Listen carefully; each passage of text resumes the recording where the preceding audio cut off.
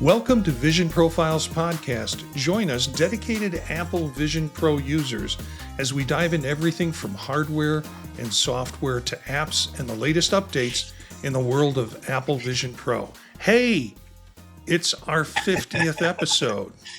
We made 50. I've worked on some podcasts that haven't made 10. And we've got with us David Ginsburg tonight, who's like on his 350th or 400th episode. No, not 400 yet, but hey, thanks, Marty. Thanks for having me. Yeah, Yep. we're at about this week will be 355 episodes. Yeah. And so I want to, I want to introduce the rest of the guys or let them introduce themselves. But you're involved and have been involved with In Touch with iOS for years now. 9 years. Yeah. 9 years. So, maybe you can remember what it was like to hit 50. Yeah. I'm going to go back and see what my 50th episode was. Yeah. I think it was, I didn't do it. I did, my first milestone was 100 episodes, and I've been doing them at 100, 200, Yeah. 300. Well, Yeah, we'll do something for 100, but I just hey, 50 still tickled pink. Yeah. very special. Yeah, in a couple of weeks we'll be at 52, so we'll actually do our. I'm not going to do another celebration, but it's a hard year at that point. It's a full year, 52 weeks. A full deck. Yep. So Eric Bolden's with us. Eric, introduce yourself.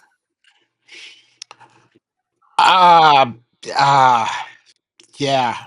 That's about all you need to say. I have just truly enjoyed all of this time playing with the Apple Vision Pro enough that I now have my own and don't have to give it back. So nice. This has been a big week. Did you pay off the investors, or is that? No, it was cheaper to buy a second one. Okay. So I did the eBay, got a second unit. It shipped. It actually has more memory than the one I use, but since I built my whole profile thing out before I got some dental work, I'm keeping that profile, and so I gave the other one away. So in virtual space, I don't have a hole in my head. Well, at least not in my mouth. Daniel, thanks for joining us tonight. And you've been kind of with us every other week now for probably at least 20 shows. Maybe. Yeah, I was just thinking I maybe need like a little counter behind me, and we just increment it every time. Yeah. Yeah. You bring some great stuff in terms of kind of knowing the programming and the production part of how to get software to market and things like that with your experience and background. So that's always a pleasant way, and you always bring some interesting ideas. David Ginsburg is with us tonight, as we've mentioned, and he has gotten a Vision Pro and is kind of fallen into the deep end with me about it.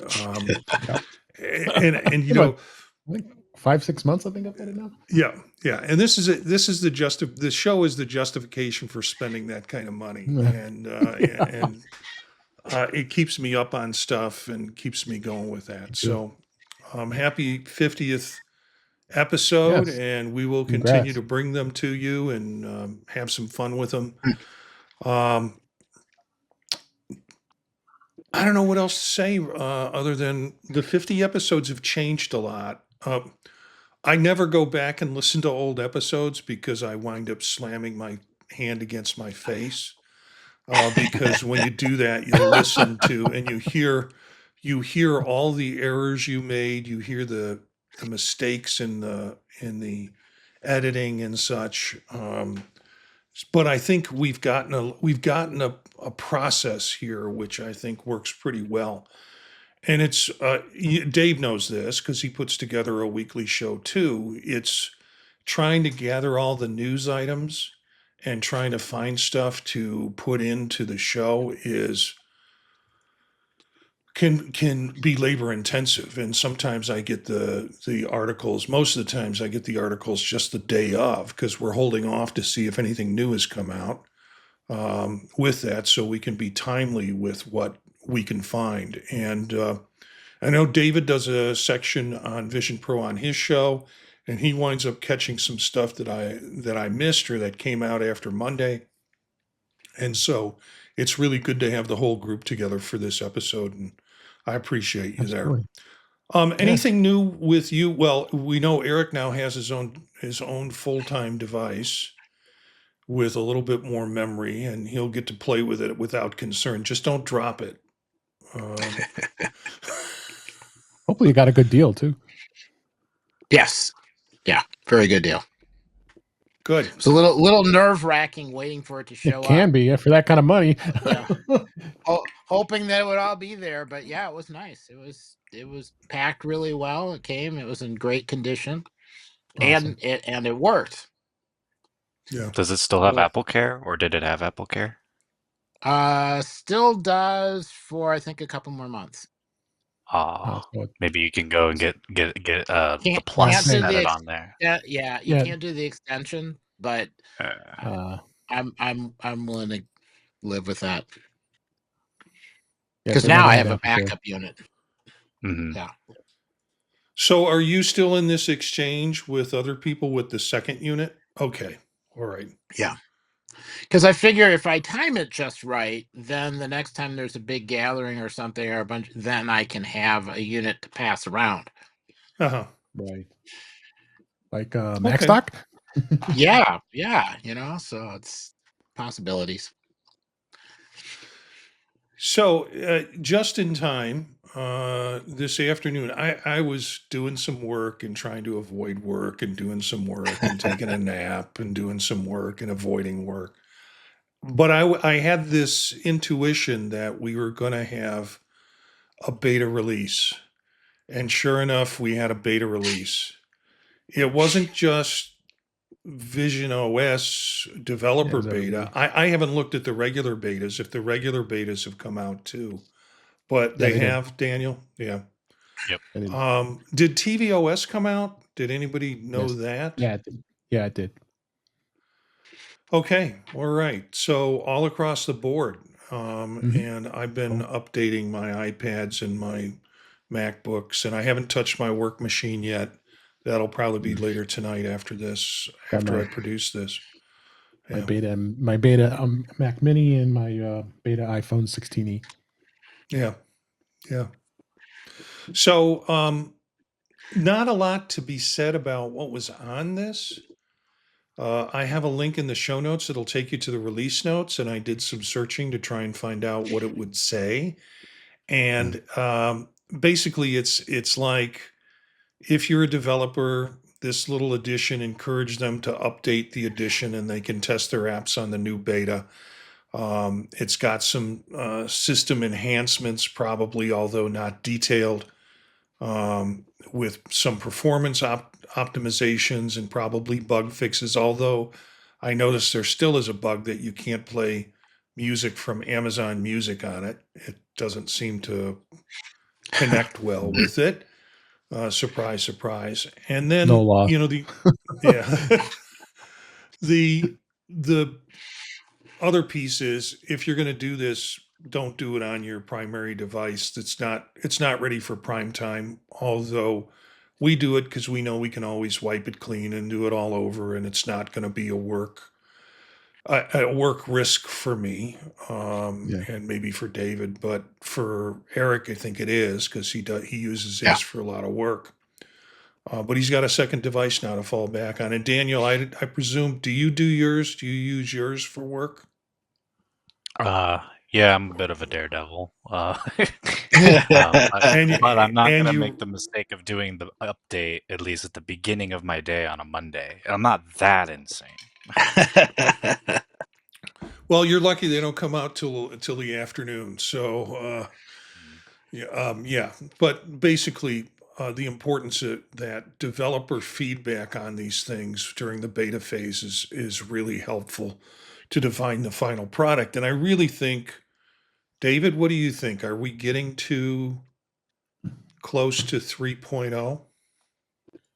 You would think, yeah, I would anticipate we are. What are we about 2 months away, for a little less than 2 months away from WWDC 25? So Yeah. I think we got to be close here. I've lived on the edge since the beginning. I was with you because the Vision Pro isn't a quote unquote primary device, and I'm willing to forego it. I won't do it on my daily driver iPhone, but I was happy to do it. So I've been running beta since day one, since I've got it. So but no, I think it is going to be here soon. I'm really excited to find out what they're going to offer on it, because there's some things that this thing can do and we can't even do yet. Honestly, there's got to be anyway. The thing though with betas, and the trap that I fall into is the idea that, oh, great, the new full point beta is out, and I'm going to Yeah. load it up and I'm going to see all these new wonderful things that they talked Yeah. about. And we don't see it until the point 2 or 3 or 4 releases sometime on the Right. beta. So the new beta looks very much like the old 2.5 or 2.6 or whatever it's going to be. Mhm. The final version of that will look very similar until we get into the point betas. So it'll be interesting to see what they talk about at WWDC about it and what might be coming out in 3, but I don't think we'll get it on release date. The developer release date, we'll be able to see a lot of what Oh they're yeah. projecting will happen. Same mistake they fell into with Apple Intelligence. Yeah. I In think Vision terms, Pro, though, I think they will release 3.0 at during the keynote, or the recorded note, as it is yeah, now. Uh, I think they'll announce it, and it'll be. I think all the betas will be ready to go on. That was it, June 9th. So yeah. Daniel, any comments from the kind of developer side? I mean, yeah, I don't expect.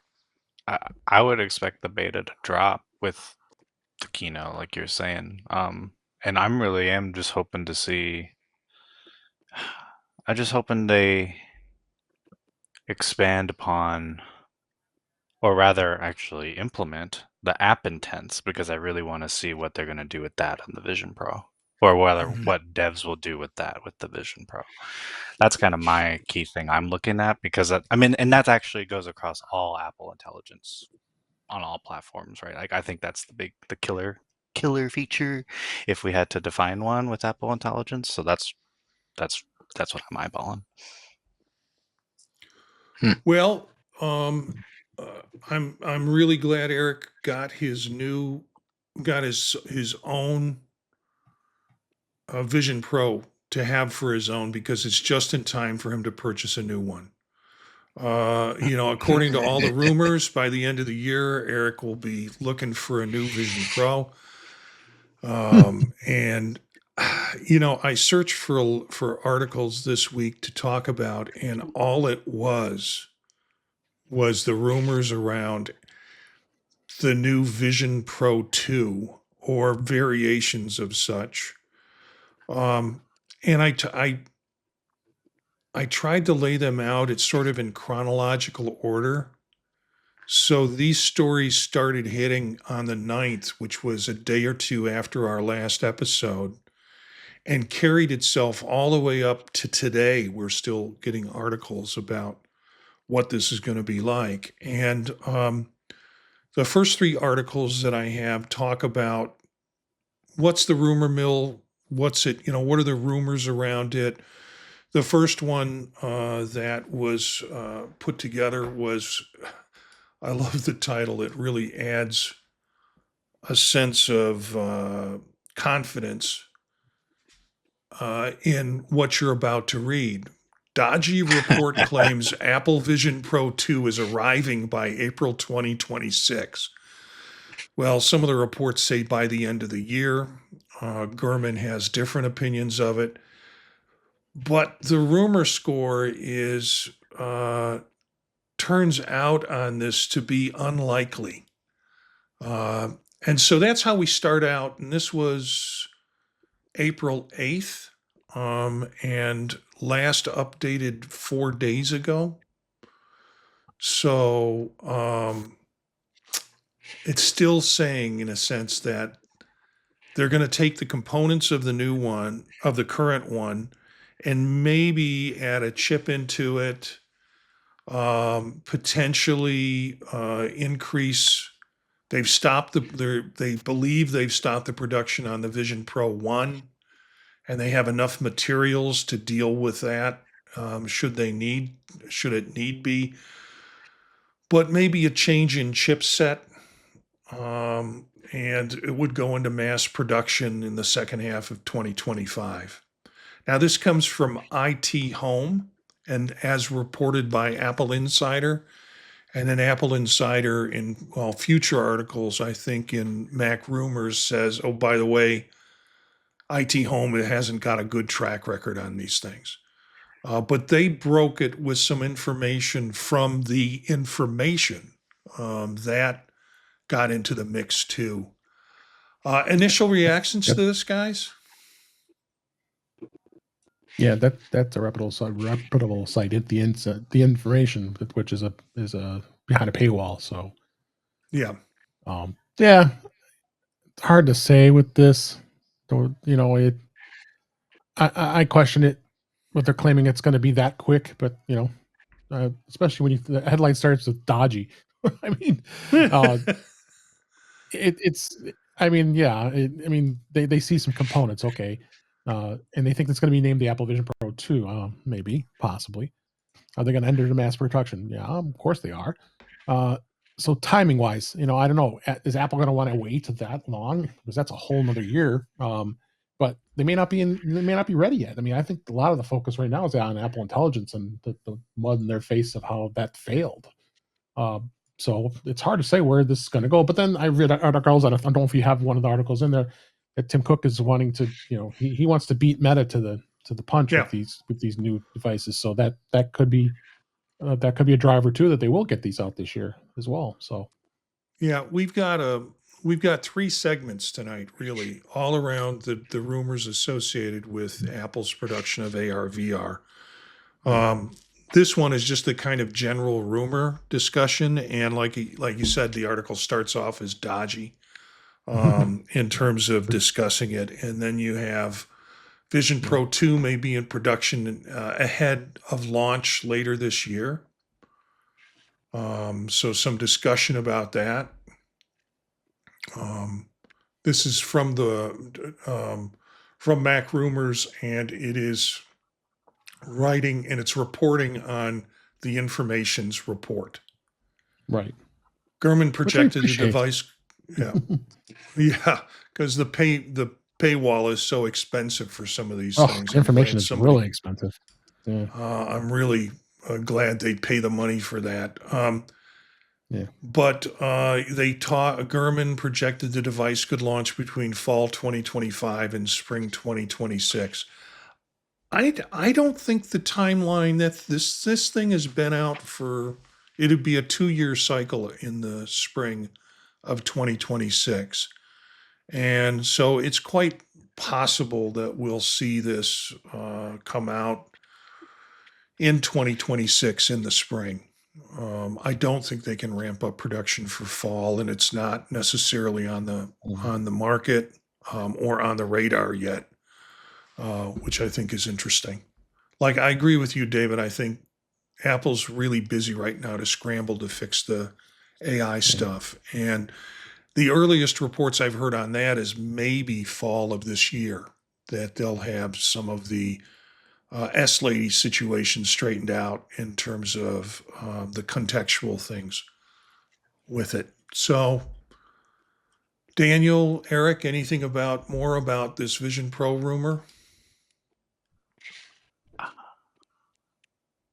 The only thing I can think of, and I'm going to preface it by a chip bump, like I can go here nor there on whether or not I think that's going to happen, but to explain a production run, if there is a production run going on, I feel like it could be being preemptive because tariffs potentially there too. And that I mean, didn't they just ship a big pallet of iPhones in a similar vein.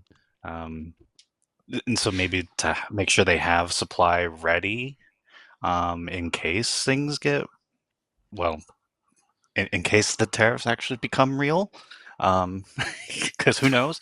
But that maybe, right? Maybe expecting a surge of new devs coming in to the environment with whatever the big things will be for 3.0.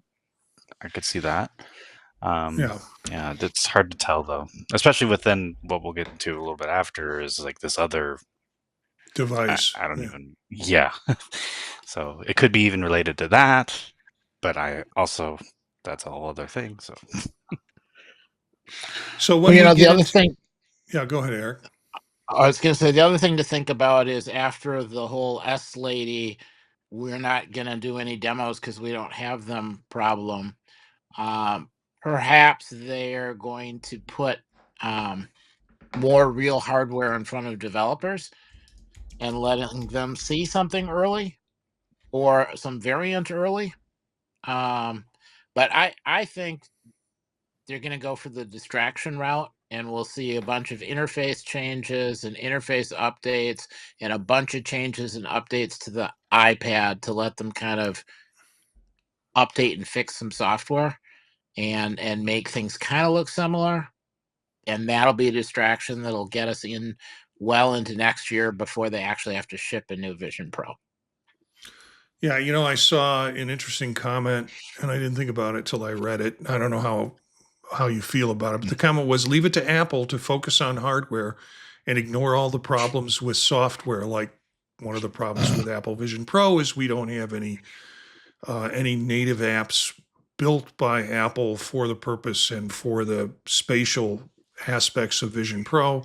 And then you also have third-party developers that are struggling to get things together. But yeah, they'll put out some new glasses before fixing the hardware or the software problems. So who Yeah. knows?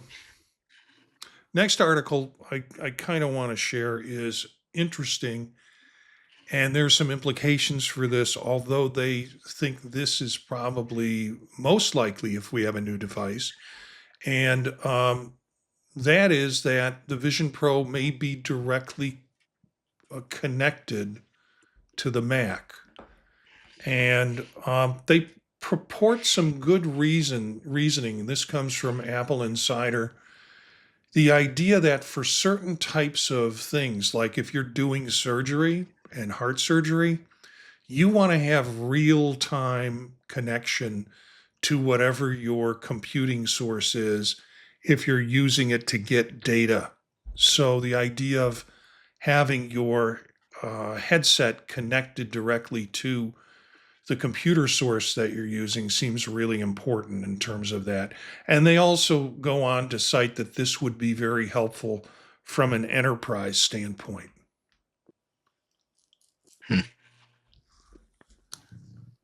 Yeah. I Would you? definitely think it could be something that's enterprise passable. I can't give you a really good thought to where this would go. I don't know if anybody else has any thoughts on that. no, and I have a lot of problems with this idea because like it I feel like a whole new SKU for this and segmenting them like and maybe I'm wrong here, but I don't. While Apple does play in enterprise and education and all that, I don't think they ever explicitly make a enterprise product No, like they don't. that. So that would be that'd be a big jump, a big change, and I don't know a whole different SKU just for that for what the existing product can already do. And I would say that we do have the developer strap, and the developer strap is only reportedly software limited to USB 2 speeds, but apparently it does have Thunderbolt support. So there's a argument to be had where you could just sell an additional, a dev strap that can do DisplayPort in or well and out, because you can do out and do higher quality video capture out already with it. And maybe that, maybe it'll be a bundle for enterprise that comes with that, and it has DisplayPort in. That would be cool. I'd like to see that. I wouldn't mind having that as an option. Like if I was just at my Mac and I could just plug in and power and video directly, that would be convenient. But to make a whole product for that, to make like, I think of the existing VR industry, tons and tons of DisplayPort wired headsets, but you're doing Yeah. VR games. Like, I don't know. I just doesn't. None of this lines up to me. It doesn't make it more affordable. If anything, while maybe the dollar amount is cheaper, I don't feel like it's more worthwhile in terms of utility in the end. And so, in some ways, it's maybe more expensive in some regard. I don't know, because like, what are you going to do with it then? It's just a Mac virtual display. Yeah, but that's not necessarily a bad thing. Like, say you were trying to do a training with, multiple people. You get Mhm. 6, 8 people in a room, and they're all streaming wirelessly. Your bandwidth is gone, and then the It's true. performance and what you get, that just goes away. So having the ability in a group setting to have wired connections so that that everybody is getting everything, potentially more synchronized video. It always looks better if it's a higher resolution. If it has to drop to a lower resolution to let everybody get the video, then it doesn't look anywhere near as good. So I think supporting higher resolution and guaranteed bandwidth, that could be worth it. And if it's just a strap you have to replace, you wouldn't have to change anything else. You would just have a dedicated strap and maybe some changes on the Mac OS side to be able to stream. And I mean, we've already seen some of that with the the software from last week for immersive video and being able to send immersive video out from a Mac to devices. So I and I know that there's interest in training, teaching, and surgery techniques to be able to do the immersive video. And it's always a problem if you've got to broadcast it over Wi-Fi. Yeah. So let's say maybe the next device is not two separate devices, one for consumers and Yeah. one for enterprise, but it could be that it has enterprise capability on the new device. Well, So yeah, no, I'm Dave. sorry to interrupt. I questioned this article, honestly. Mac Observer. I'm a little questionable. I went back to, I'm still getting Gurman's newsletter. Surprisingly, they're not paying for it. So, I mean, I quote it right here: "Is the idea is to create an ultra low latency system for streaming a user's Mac display on connecting to high end enterprise applications." I mean, that sentence itself tells me that this isn't going to be an enterprise device. It's going to be something that it'll run enterprise applications. I mean, you're going to have a consumer level, and and that's it. A consumer level and enterprise level in one device. I don't think Apple wants to do the multiple devices, honestly. Well, and Yeah, actually, when you say it like that too, it's like, wait, the enterprise application is going to be running on the Mac. So what Yeah, do you need the extra display bandwidth for? It's already sufficient. I mean, exactly. having more would be good. Like, don't get me wrong, and then you don't have to do as much foveated rendering, but still, like the horsepower is on the Mac doing the rest of the compute, so it's just a display link. Yeah. Yeah. Yeah, I mean, like, what's the point? But maybe, Uh, and I was thinking maybe there's a way to interpret this is that it's not to be tethered to a Mac, but rather it's going to be tethered to a compute puck, which is an huh? idea that's definitely kind of gained some popularity with. And I mean, if I have to have a tethered battery, I don't mind if we put the compute on that. I've come around to the idea of the puck over Yeah. time. I was initially really against it, but now I've come around to it. So, so I if mean, I'm a company and I'm building rocket engines and I want to create a proprietary app that will utilize spatial computing and Vision Pro, I can create a proprietary app that's run on my company computers or within my mhm, network. and people can plug in this Vision Pro 2 because it has the ability to connect and permissions to be able to run that app versus popping that app somewhere in the internet for people to be able to grab and use. I can see the sense of it, but I can also see, okay, so this is another added little thing that we could put on Vision Pro 2, and it goes to both consumers and enterprise, but it's going to have more meaning. That aspect's going to have more meaning to enterprise. Well, he also gives an example here about the fact that some customers are already using the Vision Pro for things like viewing images during surgery or flight simulators. Those are both areas that are going to need the least amount of lag as possible, especially surgery. So Yeah. that really can't be really guaranteed, like he says in his newsletter this week, by a fully wireless system. So you can't depend on that, especially surgeries and in the healthcare industry. I know the healthcare industry is going bonkers with the Vision Pro right now and trying to look for ways to be able to apply this to any of the things that they could use, especially surgeries and X-rays and looking at MRIs and all those things that'll be make it so much easier than having you watch the doctor looking at a screen and trying to figure it out, and to have a Vision Pro for this to enhance that experience and help their patients is huge. So I'm going back and I'm looking at the articles that I have, and there are a ton of them that are talking about, and this is all under components.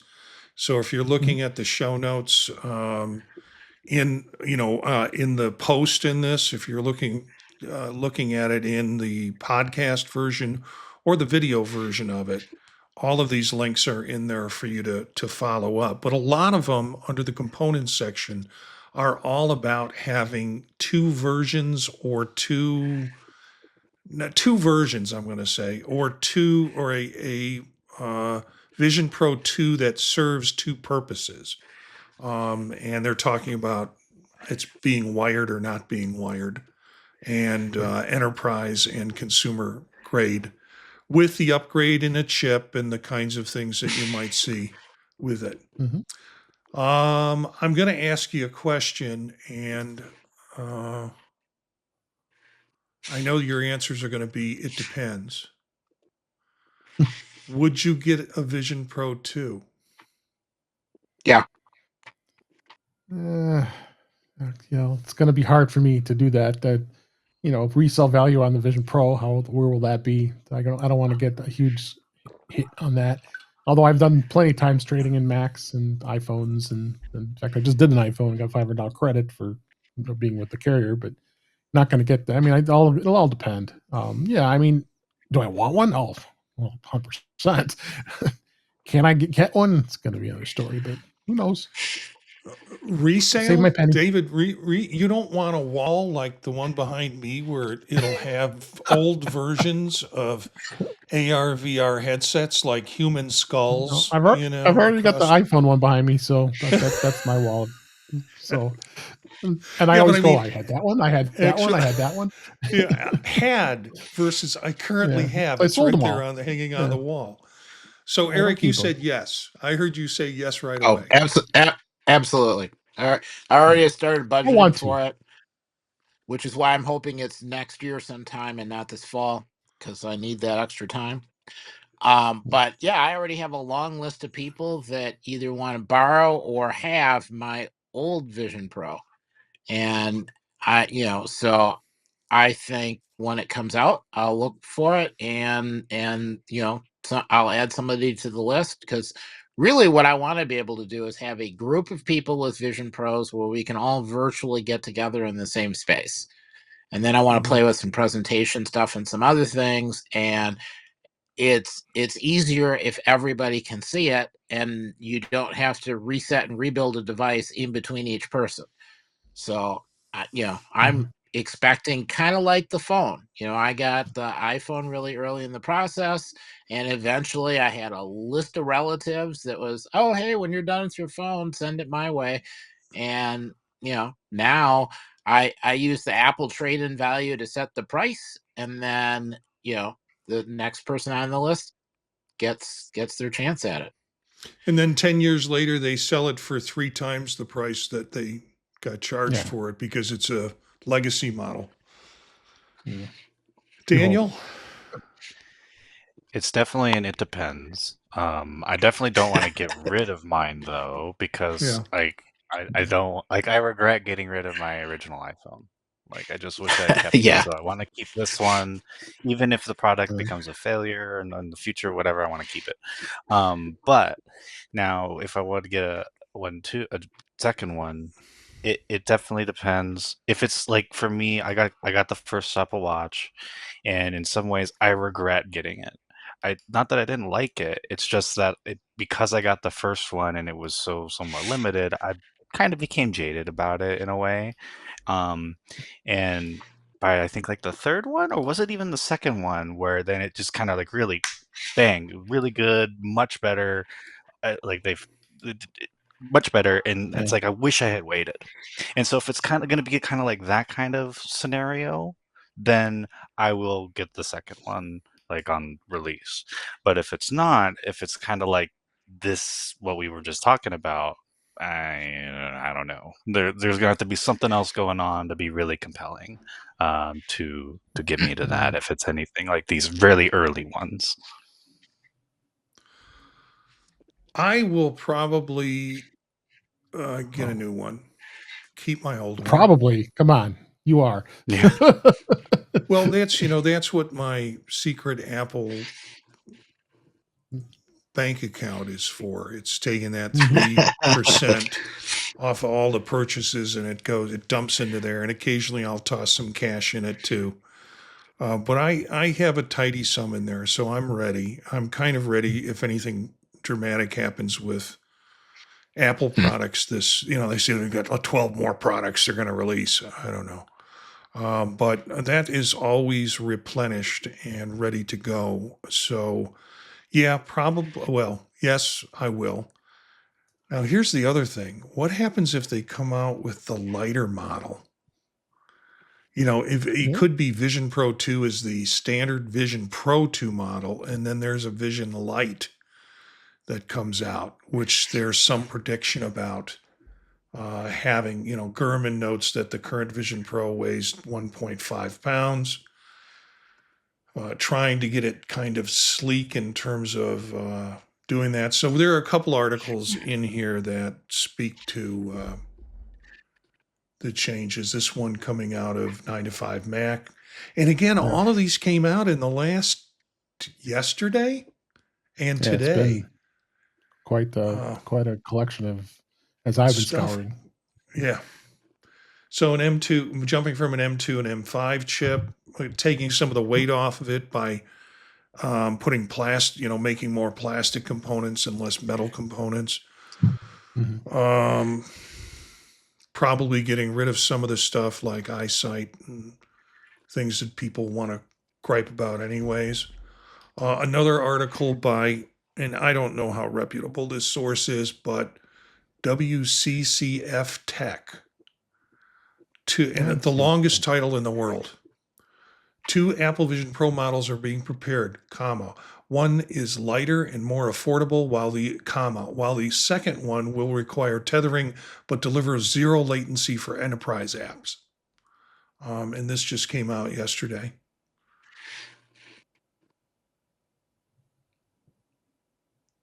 So,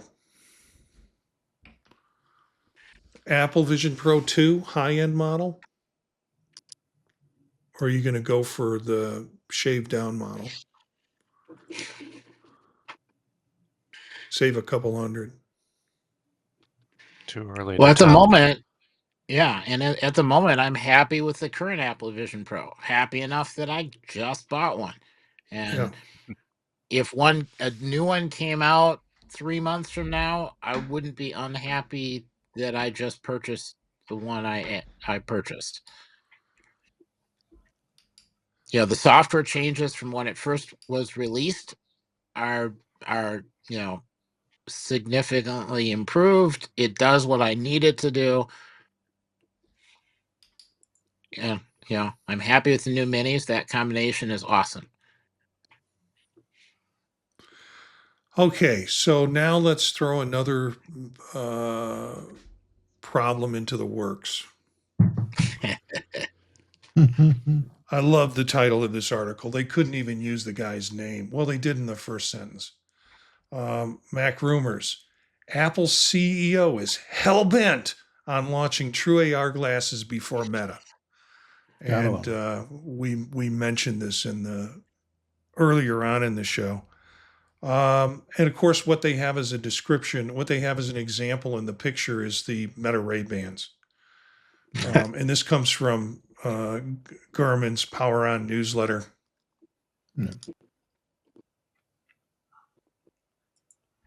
Yeah, I mentioned And that. they talk more about the Meta Ray-Bans in here than they can talk about the AR glasses. It So was a headline catcher. another article along those same lines is Tim Cook really wants Apple Glass to become a reality. And they're using some mock-up designs there. They're not using Meta designs there. Mm-hmm. I don't know. It almost sounds, and the rumor score on this from Apple Insider is possible. And then finally, Tim Cook is dead set on beating Meta to industry-leading AR glasses. But I think all the time frames on this are still 2 years away. Well, no. There's one, the first article said by the end of the year, they're going to have some type of AR glasses. There's not a product by the end of the year. No way. But a useful prototype in their labs? Oh, yeah, for sure. I can see that.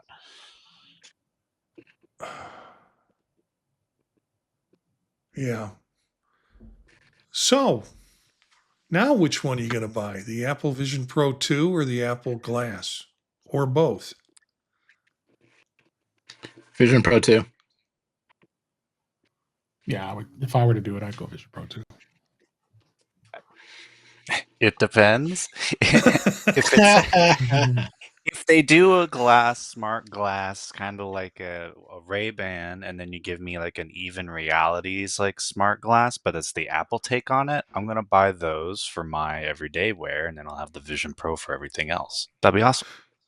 Yeah, by even realities, we talked about them last week, I think, with the notifications and the things that come up in terms of it Apple all. Watch. Yeah. Yeah. Okay. I can say that. I don't wear glasses for distance. So I would, if I was to get something like that, it would probably have, I would probably have them for without a prescription because I wear contacts underneath it. But I don't know if I'd get a prescription in it to run.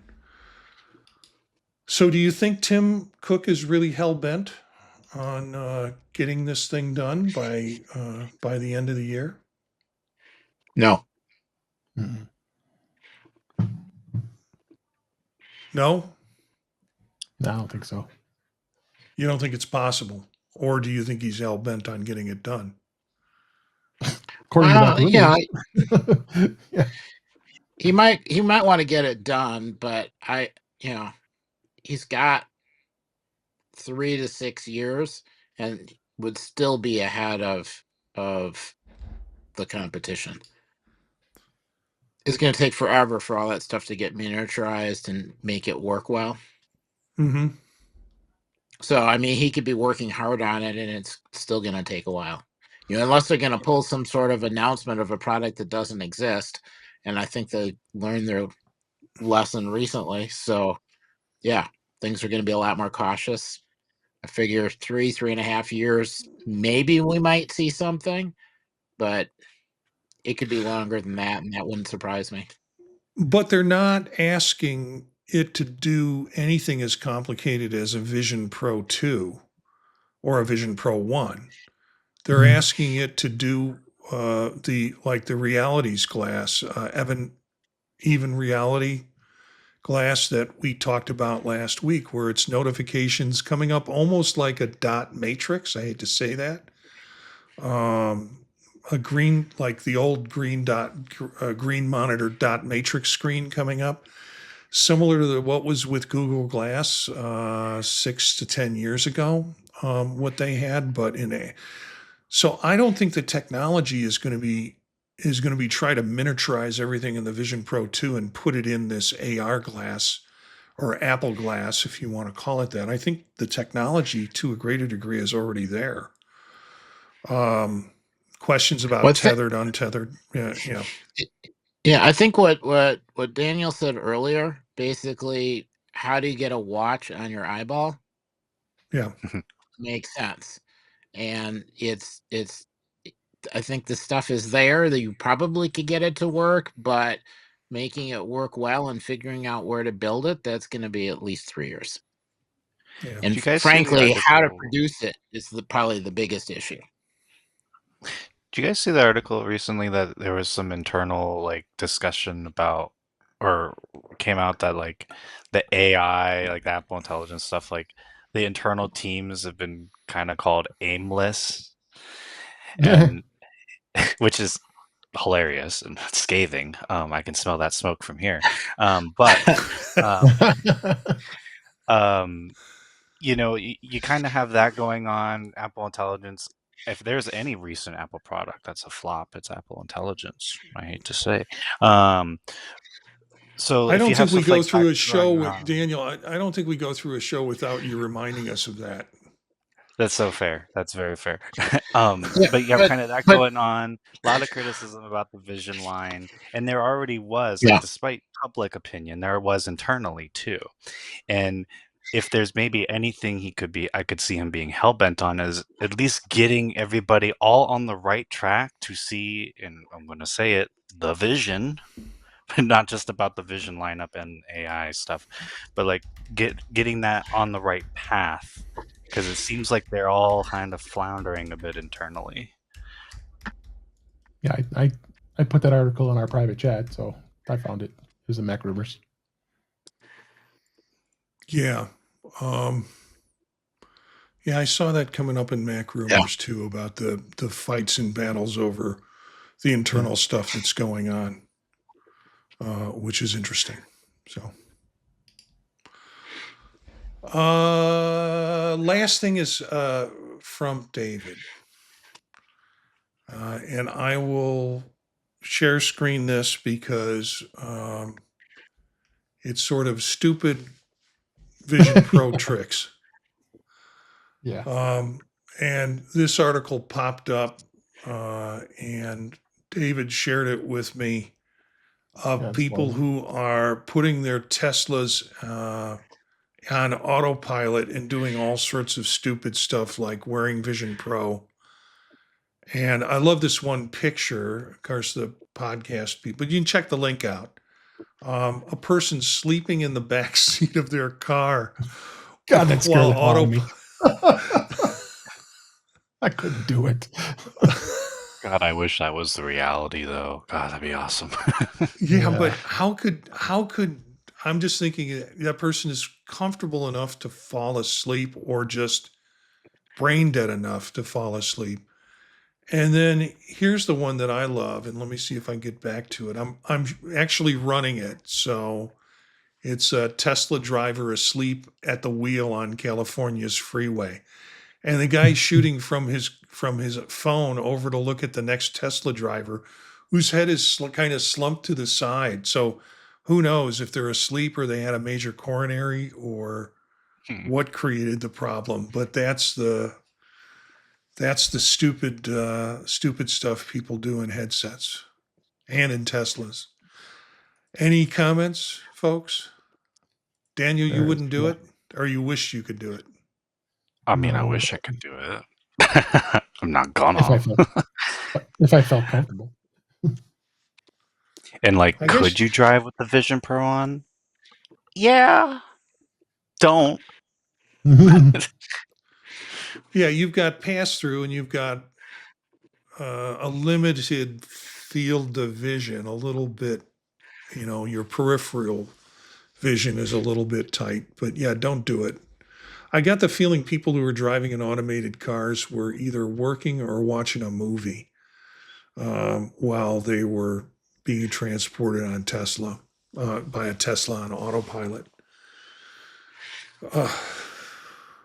Well, Tesla's Cybertrucks, they're all out of my price range anyway. So every time I look at one drive past me, I cringe. I don't think I hate that thing.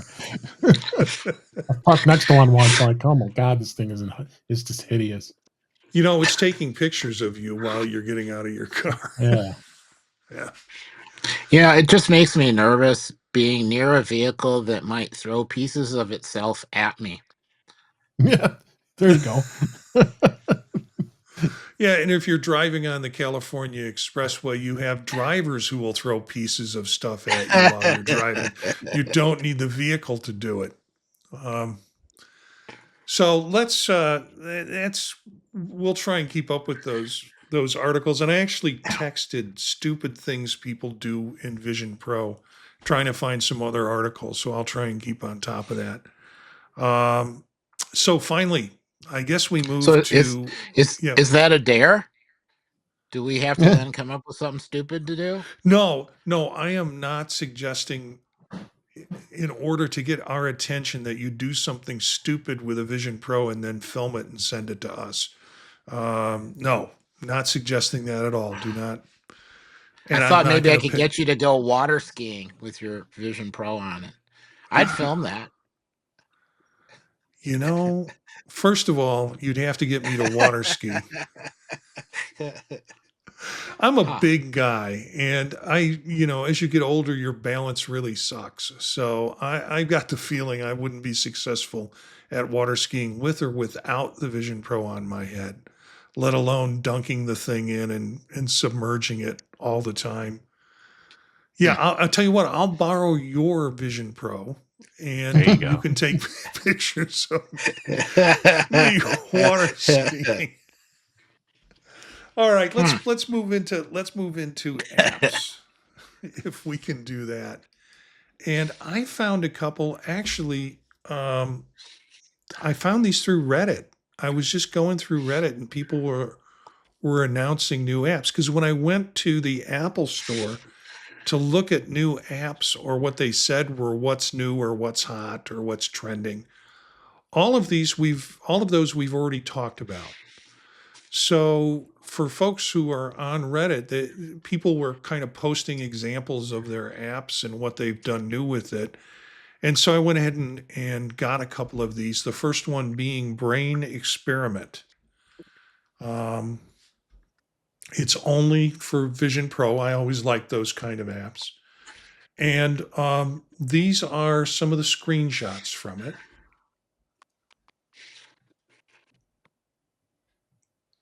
The concept here with this is the concept in most of those brain training types of apps that you can get for your iPhone or for your iPad, that if you train your brain and practice it regularly, you exercise it, you create 700 neurons a day. Of course, I'm probably losing about 10,000 a day, but every little bit helps. And there's not a lot of screenshots on this, because you're looking at one of the foundational parts of it, which is a maze. And it's free, but it offers in-app purchases, and the in-app purchases basically are $2.99 a month or $29 for lifetime. And I think you have more and more complicated mazes as the time goes on, but you're doing a combination of things. You're trying to find the shortest point between different items in the maze. It starts out first with a box breathing, where you're looking at the sunlight and the sun stare directly into the sun, and the sun expands and contracts, and it does the box breathing, which gets you ready to kind of do these exercises. And I've been through a couple of mazes with it. It's fascinating enough to try and do. And I am kind of thinking, yeah, if I'm going to drop some money, I'll drop some money on this and play with it because it doesn't make me sick. It's very simple in terms of structure. It's not really high res kind of looking things, but it's entertaining enough to get me to kind of in my head remember where things are and move around the maze to get them in the least amount of steps. And then going up to the top, you can see some steps that lead out of the maze and take you to the top to sit in the king's chair. So once you complete the task, you go up to the top, you sit in the king's chair, and it counts up the number of steps you took and what items you were able to get with each task. So kind of lightweight fun for lightweight people like me in terms of, and supposedly brain exercising. Have you tried any of these either on iPhone, iPad? Do you do any of that brain exercise stuff, guys? Yeah, I haven't tried it. I don't like to exercise my brain. However, I did do this app. Okay. So the motion on it is good. I didn't feel sick at all. It moved around, not totally fond of all of the puzzles, but they sort of made sense. And I, managed to stumble around. There's a couple spots where you get a map to kind of help you. So yeah, it's not my favorite app, but it seemed to be done very well. Huh. Well, kudos to the developers with that. The second app I had high hopes for, and it was a bit confused. Did you try this too, Eric? Oh, it made me totally sick. Really? It was horrible. I cannot say Why did you go enough. What okay, so talk about this because I didn't have the same experience as you. I got a little frustrated. Well, and some of it could be that they were using a bunch of examples that had really low resolution video. And I think that was mostly the issue. And because they're using old videos that weren't really designed for 3D or immersive or whatever, and they were low resolution, there's a lot more motion than there should have been. And the low resolution plus the motion was enough to trigger the grab the wastebasket reflex. Really? So it's a no for me. I thought it was interesting. I got into it and had trouble getting into it. I got hung up because it seemed like I wanted to take a look at the jobs where he said he's leaving the company, and that didn't turn out to be that. It was him talking about his liver cancer and his liver transplant and thanking the people who were supportive of him. But it wasn't anything about, so that video didn't pan out for me. It did make me realize how thin that guy was from his illness, terribly thin. And so I felt that.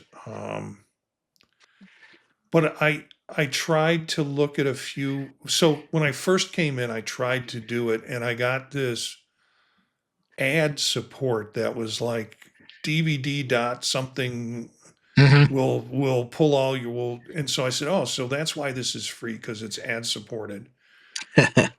And then I was also doing the upgrade for the beta upgrade. So I wound up wondering if the problem was that I was beta upgrading while I was doing it because it just hung up. It wouldn't let me do anything.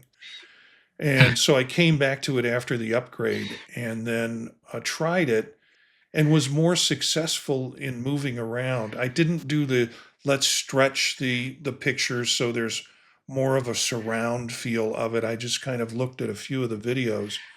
Some of them I clicked on and it just didn't seem to go to the right video. I was like, why am I watching this? This is not what I clicked on. So I didn't have any of those problems. When I clicked on a video, I got the video I wanted. I was able to zoom in and zoom back out, but I was not happy with the content. Now, I didn't play long enough to find out if I could put my own content in there, but I have a much, much better experience with what is it, Moon Player? Yeah.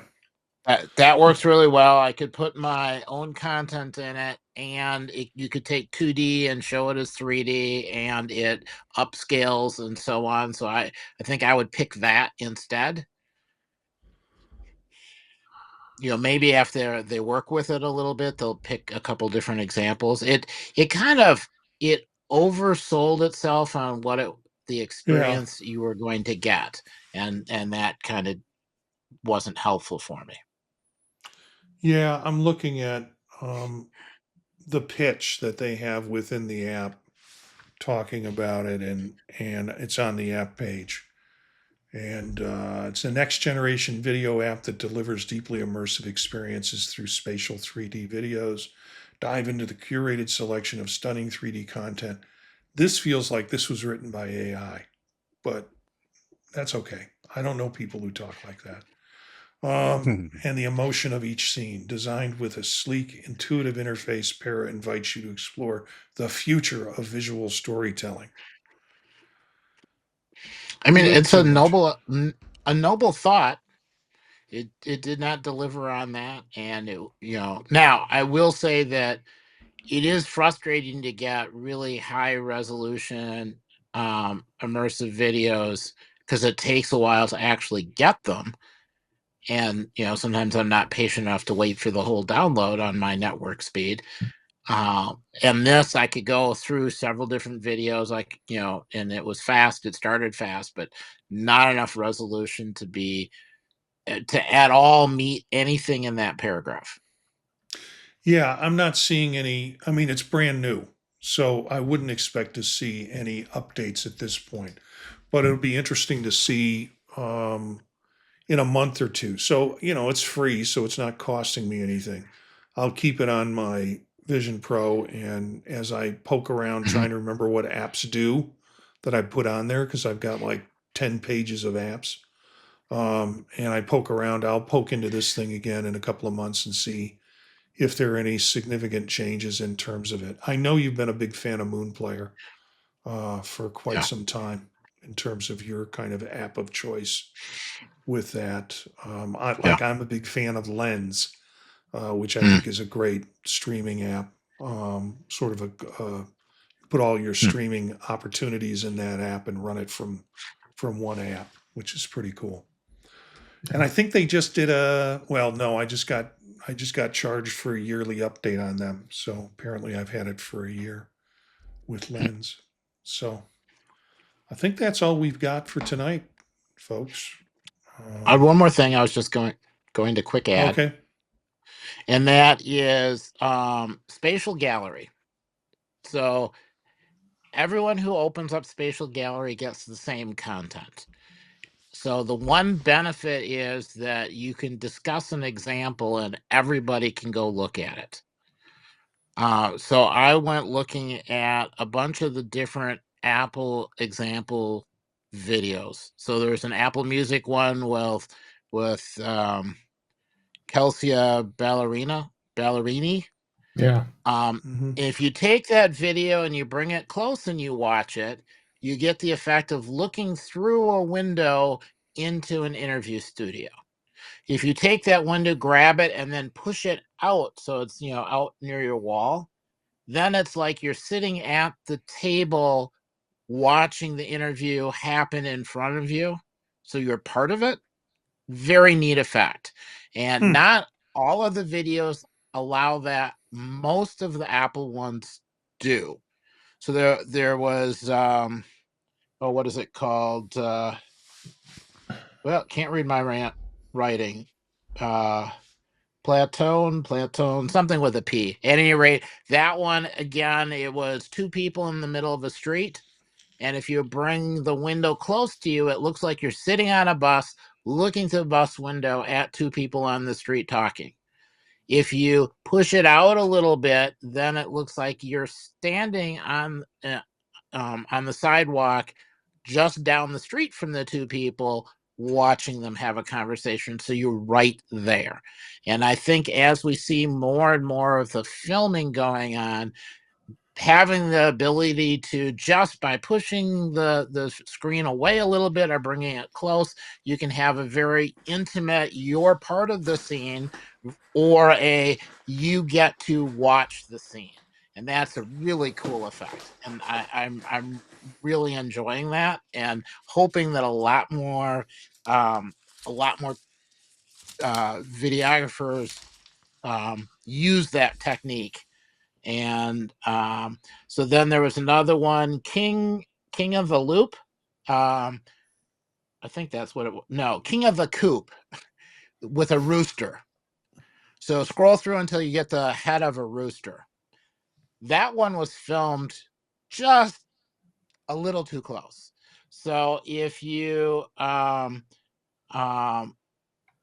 it close, you get a really close-up rooster head right there. Like, you want to move out of the way so you don't get pecked. But if you grab the window and push it away, the original filming was a little too close, because as you push it away, the front of its beak gets chopped off and you can't see it anymore. So they almost had it really, really close, but not quite.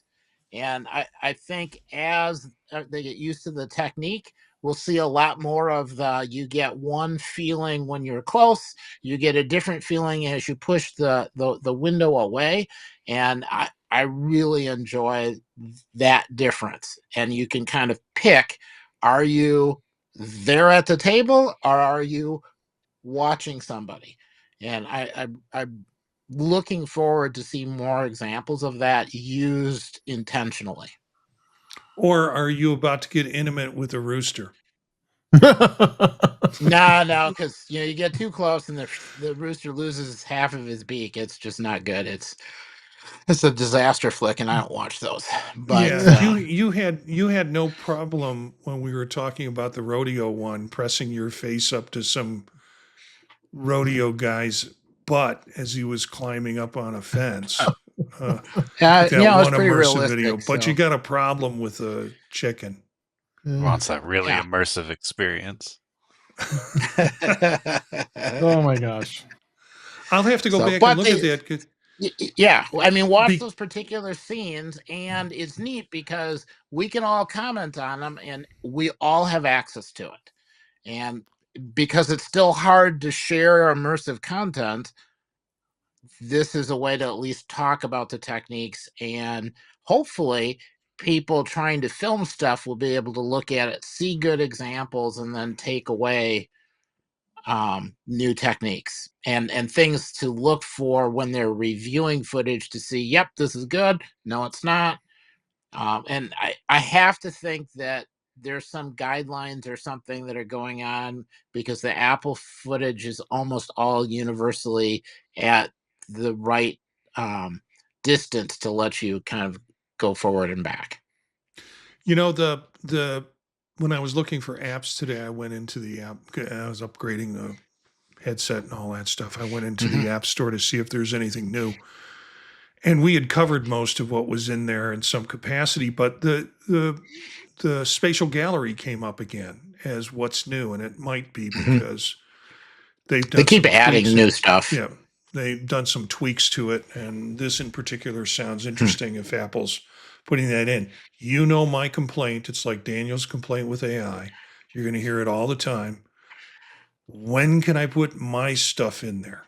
When can I have a portion, not to share with everybody else, but just so when that app opens up, some of my stuff is in there for people that I have on guest mode with it. And I guess this is just going to be a closed garden, walled garden of pretty pictures. Although you still can do an album, and you can put a bunch of stuff in an album and then share that album. Yeah, and photos. Yeah. Yeah. Yeah, not For in video, spatial gallery. You can use Vimeo, right? Right. Yeah. We've all used Vimeo. Kinda. Yeah, it's gotten better. Remember when we first tried to use Vimeo, it was like, it isn't working. Yeah. And then they did an upgrade on it to clean up the process for that. So, Yeah. well, thank you all for being here on the 50th episode. David, let's just find a little bit out where you can tell us a little bit about you and where we can find you. I'll talk about Macstock in a minute, but Okay. Yep, I've spoken at Backstock for every in-person session since it started in 2015. I love Macstock, and he'll talk about it in a minute. But yep, I've been doing my In Touch with iOS podcast for almost 9 years now. So I've been loving every minute of it. Been an IT professional for over 28 years now. So I've been very busy in the world of enterprise computing. And yeah, you can find me at intouchwithios.com. That's where you can find me as far as my podcast goes. And you have a YouTube channel as well, In Touch with iOS. I'm sorry, youtube.com/intouchwithios. We're there. I appear on Mac Voices Live with Chuck Joyner, Marty, Eric are also join us on Tuesday nights. You can find me there, as well as I'm on the British Tech Network. We have the Mac Show going on there on Fridays. We stream that on 10 a.m. Central Time. And I'm on social media, Blue Sky, Mastodon. I'm over there on Dave G65. Thanks, Marty, for having me. And thanks for being here. Excellent. Yeah, and we'll have you. Obviously, we'll have you back as often as you're willing, because you bring some great perspective to it. Yeah, you just tell me, I'll be here. Thanks for having me. And you got a bunch of new toys this week. You didn't. We're going to let you gab on that a little bit if you want. Yeah. What did you pick up? What did I get this week? I got a little mini mic, and I got another wireless mic that was really cheap that I was going to play with. I found that on somebody talking about it on a YouTube channel. But So you also got the Shure W, the Shure. Oh, you're talking about this? I'm sorry. Yeah.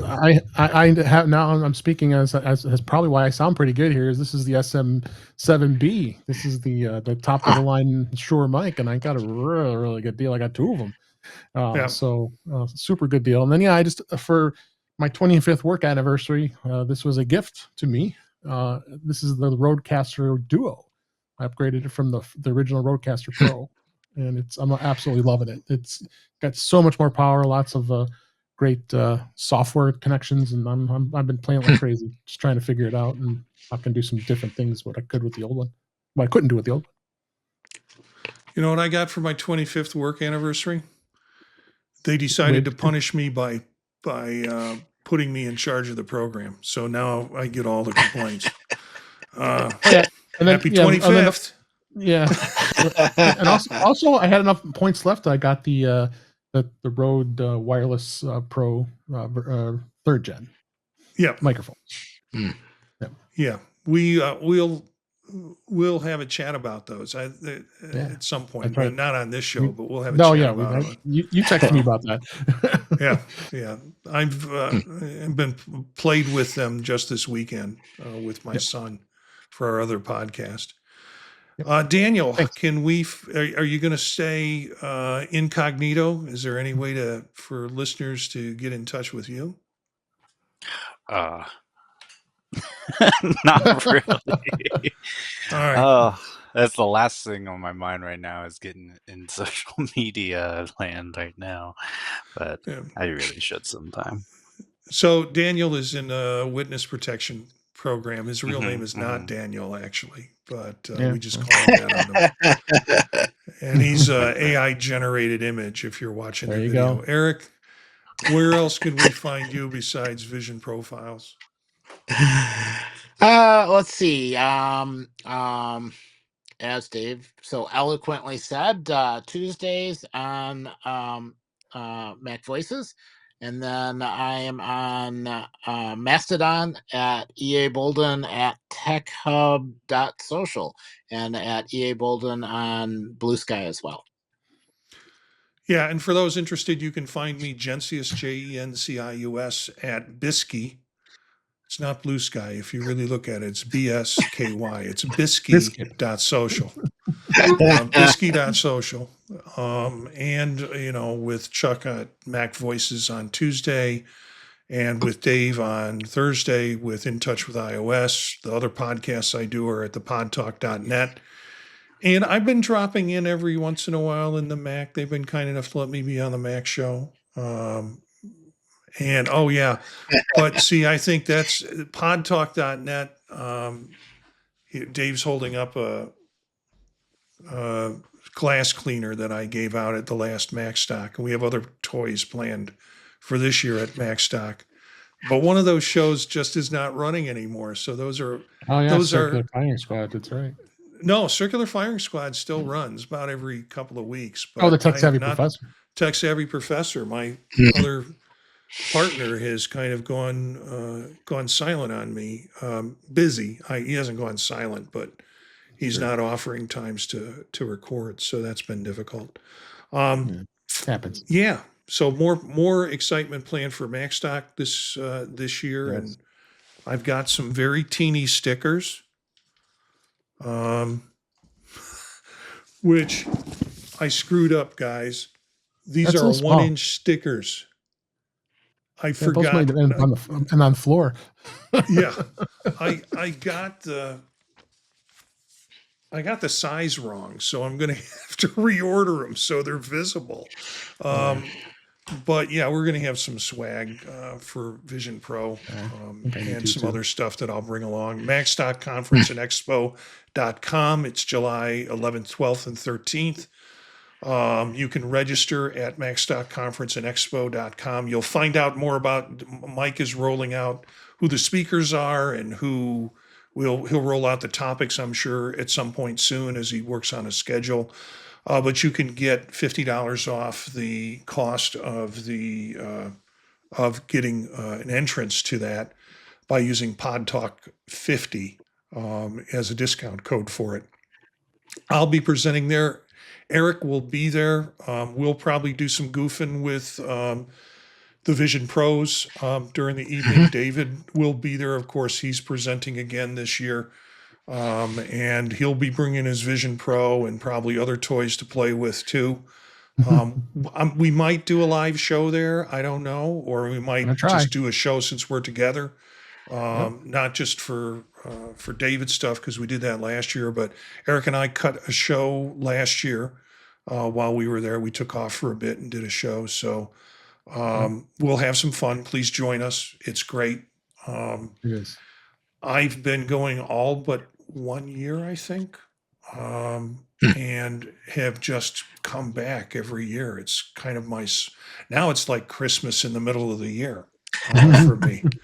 It's just fun. I really look forward to it. So thanks guys for doing this. And thank you for tuning in. And we love to hear from our listeners. So if you have any ideas or want to join us, email us at visionprofilespodcast@gmail.com. Our bumper music is Free Jazzy by Steve Combs, courtesy of the Free Music Archive. Learn more about us and the Vision Profiles podcast at thepodtalk.net. Spread the word to other visionaries. Thanks for listening, and we'll see you next time.